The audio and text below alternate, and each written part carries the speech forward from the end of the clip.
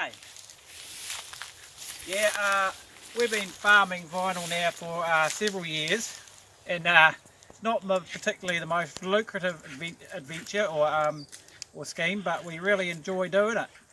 We're down here at our local bottom paddock under the shade of the trees, and if you look over here you can see we have a bunch of vinyl in the out there grazing, and they're just sheltering under the tree because they are a bit adverse to direct sunlight.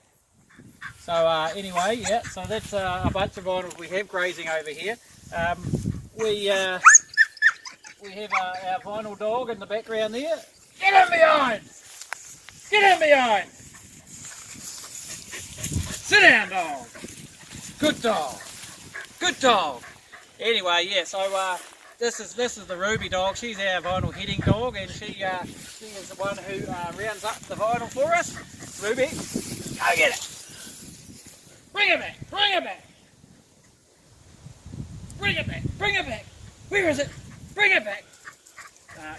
We're still training her to round up the vinyl. She's only a young dog, so she's still got a wee bit of training left to go yet. Anyway, so the vinyl we have here, most of this is low yield vinyl. It's not particularly valuable. It doesn't get much at the works, I'm afraid. So we keep our better stock up on a different paddock.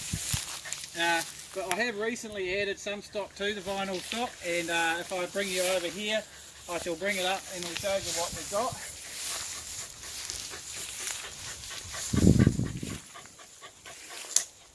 So this is our new stock that I have recently purchased through our stock agents, our local stock agents. A bit about the breeding of the vinyl. The vinyl isn't bred in New Zealand any longer. Most of the breeding facilities, which are special facilities that were set up way back in the 1950s, they no longer exist in New Zealand, and so we have to get them bred overseas at overseas breeding stock facilities.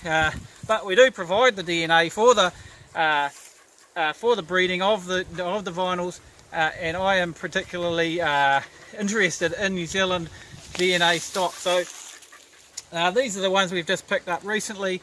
The first one here is called Drunken Nights in Dublin by Chris Thompson. He was a Kiwi musician living in England, London in the 1970s. He made an acetate which was never pressed onto vinyl or released in any form or whatsoever. One of our local stock agents actually found this acetate on a stock site and picked up a copy of it and brought it back to New Zealand, and then sent it back overseas for breeding purposes, and hence we have this album that was recorded in the 1970s by Chris Thompson, now released again, or released for the first time. This one here is the Celia Mancini tapes. This one here is, she is deceased. She died last year, unfortunately much younger than she should have. She was in the band called King Loser, amongst many others, and had recorded many demos and other things that had lying around on cassettes. So they picked up that DNA and sent it overseas for breeding and produced the Celia Mancini tapes.